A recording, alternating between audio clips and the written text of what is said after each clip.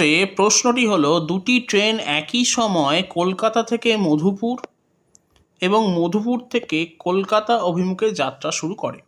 তারা মিলিত হওয়ার 1 ঘন্টা এবং 4 ঘন্টা পর গন্তব্যস্থলে পৌঁছায়। ট্রেন দুটির গতিবেগের অনুপাত নির্ণয় করতে বলা হয়েছে। আমরা একটি ট্রিক ইউজ করে এই জাতীয় সমস্যার সমাধান 2 সেকেন্ডেরও কম সময় করতে পারি। প্রথমে আমি ট্রিকটি ব্যাখ্যা করব, তারপরে সেই ট্রিকের সাহায্যে এই সমস্যাটির সমাধান করব। এক্ষেত্রে ট্রিকটা হলো, সাপোজ আমি ধরলাম এখানে কলকাতা আছে এবং এখানে আছে মধুপুর।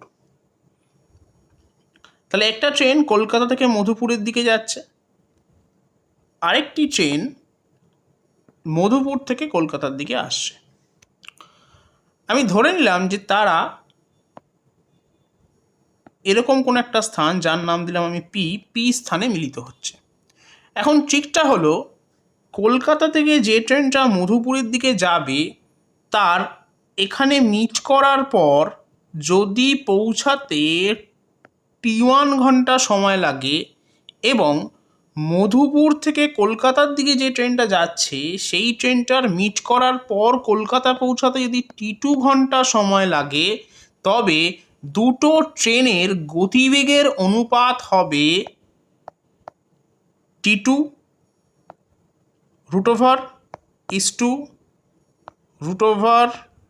√T1। এটাই হবে আমাদের উত্তর। এখন এই অঙ্কে বলা আছে কলকাতা থেকে মধুপুর যে ট্রেনটা যাচ্ছিল সে সাক্ষাৎ করার 1 ঘন্টা পর গন্তব্যস্থলে পৌঁছাচ্ছে। অতএব এই অঙ্কের ক্ষেত্রে T1 এর মান হবে 1 এবং যে ট্রেনটা মধুপুর থেকে কলকাতায় আসছিল তার মিট করার 4 ঘন্টা পর গন্তব্যস্থলে পৌঁছাচ্ছে, অতএব T2 র মান হবে 4।